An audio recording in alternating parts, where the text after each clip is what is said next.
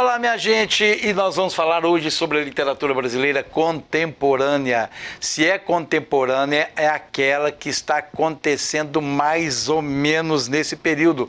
Nós estamos no século XXI, ela começou no final do século XX e está aí em pleno vigor em século XXI, nessa primeira metade. Então é isso que nós queremos ver com vocês. O que tem acontecido ultimamente nessas vanguardas literárias? Olha, primeiramente, eu quero dizer que essa literatura contemporânea, ela engloba as produções do final do século XX e da primeira metade do século XXI, conforme eu disse, sendo marcada por uma multiplicidade de tendências. Mas o que tem de tendências ultimamente na literatura contemporânea é incrível. Tem alguns movimentos vanguardistas, né, que marcam essas tendências. Eu vou falar sobre cada um deles aqui de forma bem rápida. O concretismo, neoconcretismo, a poesia praxis, poesia marginal e o poema processo. Isso aqui é que tem feito, que tem caracterizado a literatura contemporânea. Vocês viram que nós vimos o movimento ali da Semana da Arte Moderna, no modernismo, não é isso? Tá, tudo bem, até 1940, até 1930, depois 1945, depois 1960, 1970, agora o que tem acontecido ultimamente nessas vanguardas? Isso é sobre isso que eu quero falar com vocês. Primeiramente, o concretismo. O concretismo foi um movimento artístico-cultural que surgiu na Europa em meados do século XX, o qual visava a criação de uma linguagem abstrata, ok? Uma arte abstrata. Tem as características aqui. Eu tenho um poema aqui do Déspig Natália que vocês vão notar algumas observações dessas presentes no poema. Valorização do conteúdo visual e sonoro. Então não é aquele poema cheio de versos para você encantar-se, para você chorar de emoção, não. Ela manda alguns recados, ela manda algumas mensagens. Essa foi a tendência da vanguarda do concretismo. Sintaxe visual em detrimento da discursiva, então a sintaxe vai ser visual, ok? E não discursiva. Banimento da estrutura formal, como os versos e estrofes, tá vendo, gente? Parece uma loucura isso aqui, não, mas isso é um poema, ok? De Déspig Natália do concretismo. Utilização de efeitos gráficos, estão vendo? O papel torna-se a tela e o artista aproveita todo o espaço. Defesa da racionalidade. Aí vem essa mensagem, racionalidade. Primeiro que o contato aqui, a apresentação é toda visual, não é? Seria aí, diríamos, um comentário sobre a Coca-Cola, todo mundo já desconfiou disso. Só que a Coca-Cola, segundo o autor, não é? Ela não chega a todos os países do mundo de forma igualitária. Tem países de terceiro mundo, tem países que que as pessoas podem consumir a Coca-Cola. Tem países que acontece o seguinte, olha aqui, as pessoas vão apenas babar a Coca-Cola. Ok? Babe Coca-Cola. Né? A outra, beba Coca, beba onde você puder beber. Aquelas comunidades, aqueles países onde a pessoa pode consumir, ela vai beber a Coca. Os outros vão babar a Coca. Então, e esse caco aqui, o que significa esse caco aqui? É exatamente a desigualdade. Fica feio, caco, fica quebrado. Então, isso mostra uma desigualdade de consumo do produto. Por isso é que ele fala, babe cola. Entenderam o recado? Babe Coca-Cola. Então, essa cloaca que ao final das contas e que acontece, é exatamente desse dejeto que ocorre com essas questões igualitárias. Vocês notaram que aqui tem espaços aqui que não foram preenchidos? Porque mostra que nem todos os espaços podem ser preenchidos com o consumo da bebida. Entenderam? Então é uma forma, não vou dizer que seja uma denúncia, mas é um grito que acaba em cloaca, não é? Que são os dejetos. Que a cloaca, que esse registro de dejetos, acaba formando a palavra Coca-Cola, aqui ó, Coca-Cola, não é? E você pode colocar também caco aqui, ó, caco, por isso forma cloaca. Não dá para a gente falar muito sobre isso aqui, daria um discurso sobre isso aqui por causa do tempo, mas eu quero mostrar a vocês o que é o concretismo. Valoriza o conteúdo visual, a leitura, em detrimento daqueles versos certinhos com os quais nós estávamos acostumados até o final do simbolismo, até o modernismo em si, ok? E aqui há uma quebra total, há essa ruptura com aqueles processos. Pois é, então o que acontece com o neoconcretismo? Ele vai fazer um contra-ataque, diríamos assim, ao concretismo. Seria o subjetivismo do neoconcretismo versus o racionalismo do concretismo. Vejamos esse poema aqui. O nome do poema é Poema Enterrado, ok? Do Ferreira Goulart. Olha o que acontece. Você desce por uma escada, certo? Então ele é subterrâneo. Aqui tem uma antessala, que parece que tem aqui uns cartazes, alguma informação, né, sobre como utilizar o poema. E o poema está aqui. Não sei se a imagem ficou bem legal, mas o poema está aqui, exatamente nesse meio, enterrado. É para que você possa, então, pensar, ver, sonhar, delinear possibilidades, exatamente dentro dessa linha do existencialismo e humanismo. Poema enterrado. Olha que criatividade do autor. Não temos aqui palavras ao contrário do concretismo, porque ele tem uma mensagem, ele tem as palavras jogam entre si, as palavras se formam. Aqui não precisa necessariamente da palavra, é uma mensagem. Qual é a mensagem do poema enterrado? Teríamos muita coisa para falar sobre isso. Então, o que vai diferenciar, por favor, entendam isso, o concretismo do neoconcretismo é que o concretismo é racional. Manda uma mensagem, faz você pensar. Mas o subjetivismo faz você pensar também, só que ele não está preocupado com a mensagem que esse visual das palavras vai transmitir. Esse subjetivismo vai fazer com que você sonhe, que você tenha outras percepções subjetivas, que o sujeito é que vai fazer, ok? Então é isso aqui. Bom, temos também o poema Praxes. Os poetas desse período propunham a palavra energia, matéria-prima transformável em detrimento da palavra objeto dos concretistas. As características, produção múltiplas de múltiplas interpretações, rejeição ao formalismo, parecem muito, não é? Esses movimentos aqui de vanguarda, maior valorização do conteúdo em detrimento da forma, poesia visual e social. Mas o que vai diferenciar das duas anteriores aqui? Aqui tem a palavra agiotagem, ok?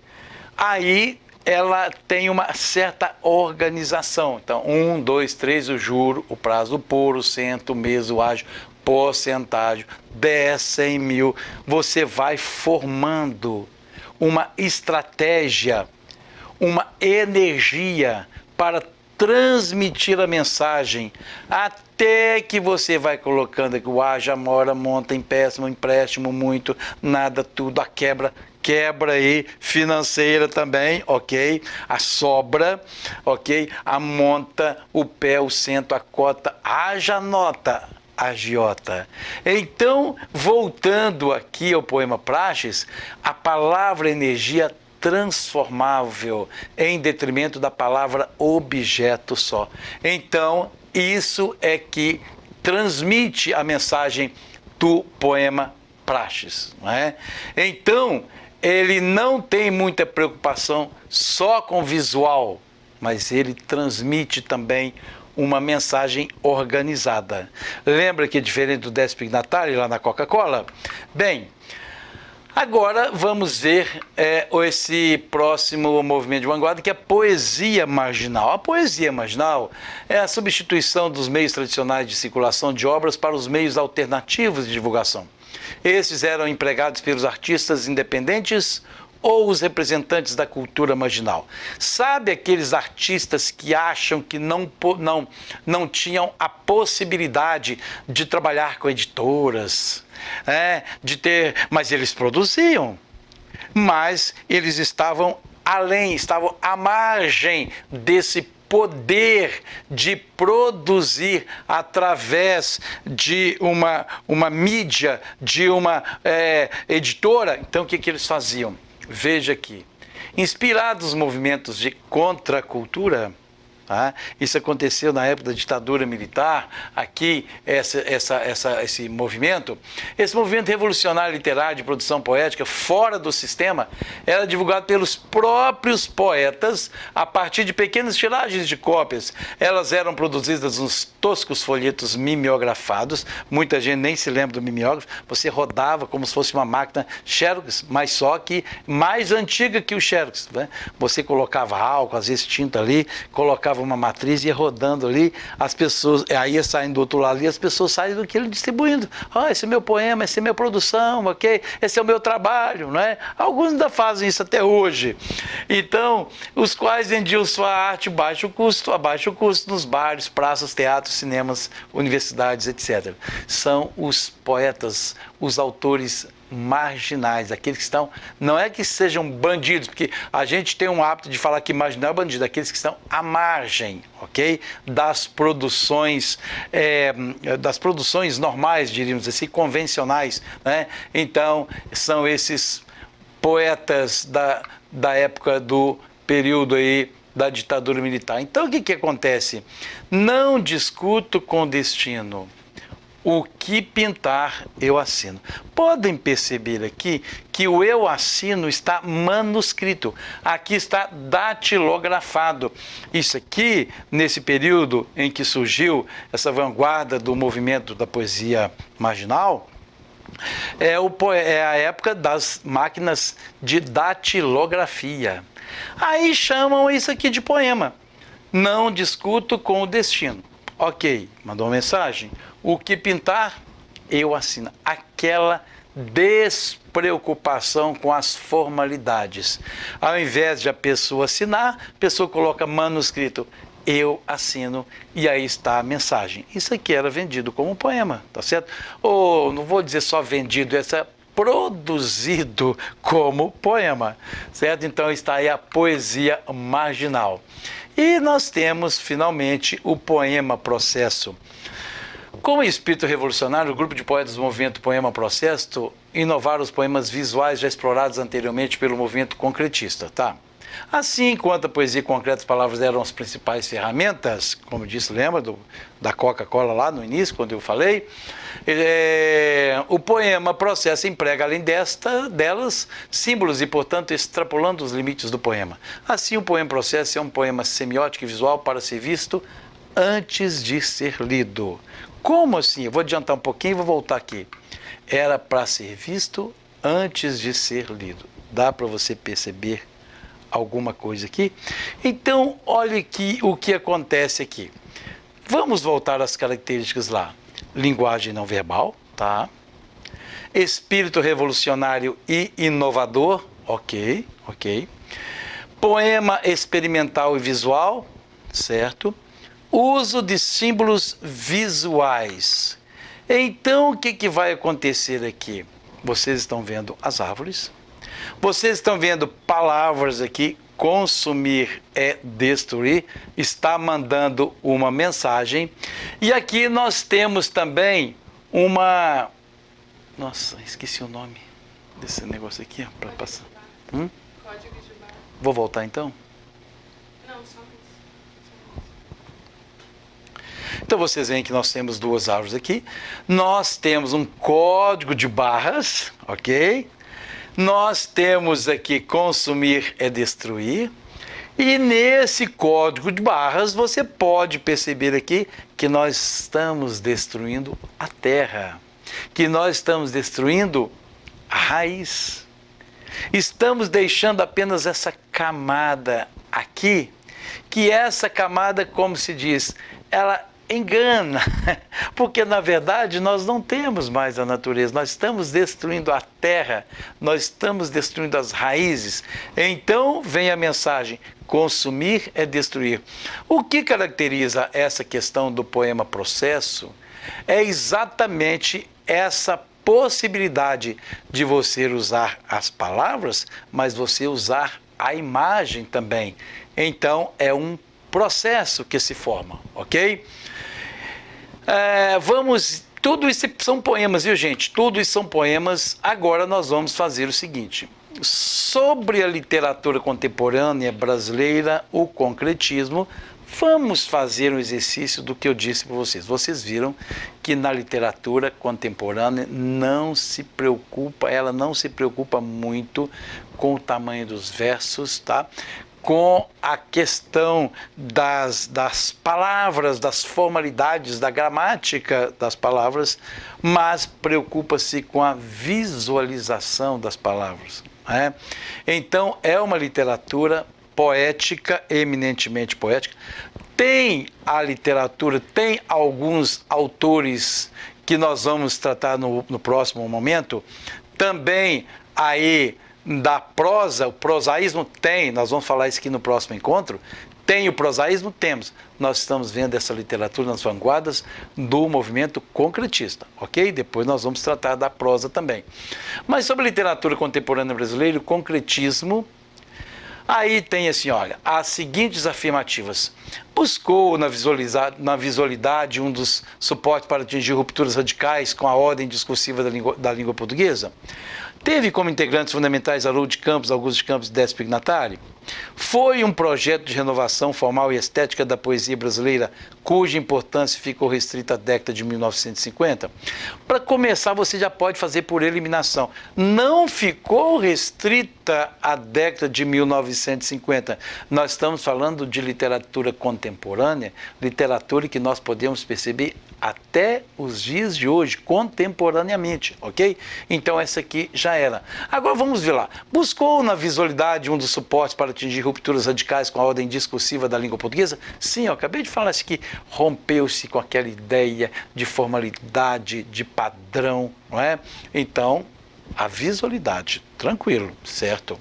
2. Teve como integrantes fundamentais Haroldo de Campos, Augusto de Campos e Décio Pignatari? Exatamente, foram os fundadores dessa vanguarda do concretismo no Brasil. Então, A1 está certo, A2 está certo. Vamos ver se tem alguma alternativa que responda a elas. Apenas 1 não é. 2 não é, embora estejam certas, né?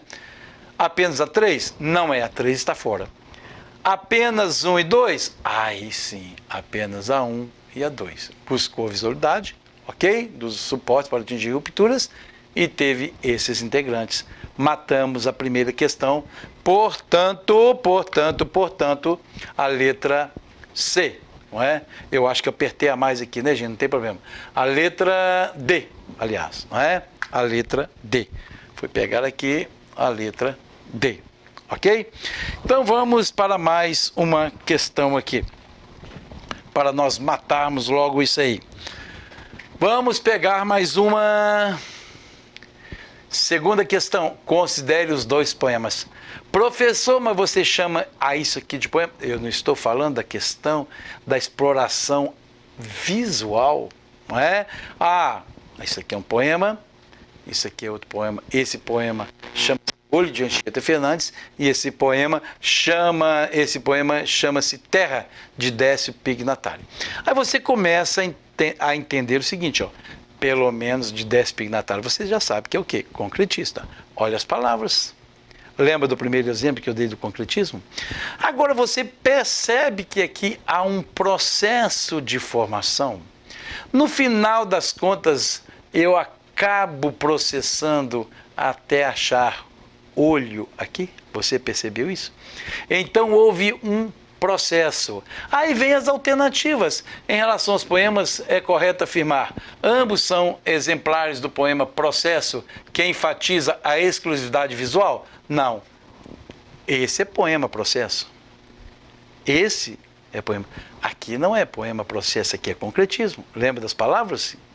Vamos lá. Ambos são exemplares da poesia concreta, que utiliza a linguagem verbal aliada à não verbal. Esse há um processo, há uma formação. Os quadrinhos vão se formando até a palavra aqui, até encontrar olho. Estão vendo? E não está havendo um processo aqui? Tudo bem, então não dá para ser letra B. O segundo é um poema concreto, pois utiliza a linguagem verbal, sobrepondo-se à linguagem não verbal.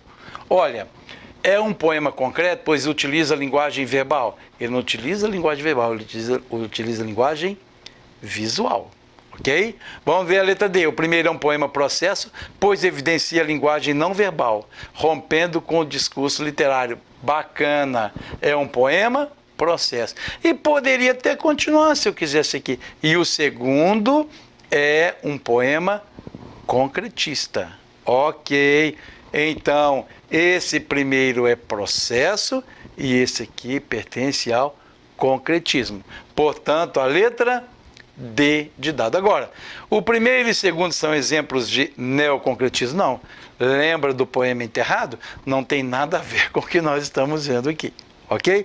Portanto, a letra D poderia até complementar. Não está aqui, mas tudo bem. O primeiro é um poema processo, pois evidencia a linguagem não verbal rompendo com o discurso literário, né? E o segundo, naturalmente, concretista. Mas é verdade o que está sendo afirmado aqui na letra D. Ok, minha gente? Vamos à terceira questão. Acerca da poesia marginal dos anos 70, é incorreto afirmar que ela se desenvolve em pleno regime militar, porém não ousou contestar quaisquer valores impostos pela ditadura? Sim, ela ousou, ela contestou sim o regime militar. Eu aqui estou perguntando se está incorreto. De cara já é letra A. De cara aqui, ó. Ela desenvolveu em pleno regime militar. Bacana, ótimo. Porém, não ousou contestar quaisquer valores impostos pela ditadura? Olha, ela é marginal porque exatamente era considerada aquela que estava à parte dos valores estéticos, dos valores financeiros pelos quais passava a nação. Começou então a criar essa outra possibilidade de conquistar o seu espaço.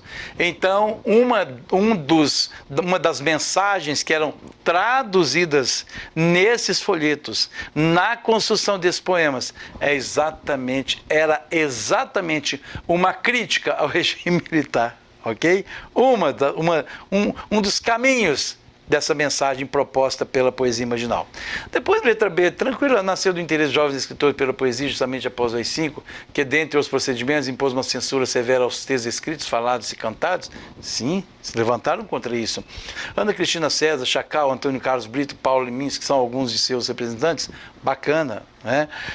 Foi considerada marginal, dentre os motivos, pela forma como os textos eram distribuídos, ou seja, à margem da política editorial vigente? Sim, estava totalmente fora dos padrões da política editorial que vigorava na época.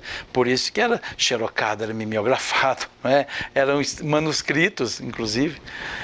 Letra E. Alguns textos eram mimeografados, outros xerocopiados ou impressos em antigas tipografias suburbanas? Também correto, ok? Portanto, o que está em desacordo com a poesia marginal é exatamente a letra A, porque ela se desenvolveu em pleno regime militar, mas ousou sim contestar os valores impostos pela ditadura. Então está aí a resposta, ok? Olha, é muita coisa para pouco tempo, não é? Espero que você tenha entendido e nós estamos então prontos para irmos no próximo encontro para o prosaísmo dentro da literatura contemporânea, ok? Um abraço.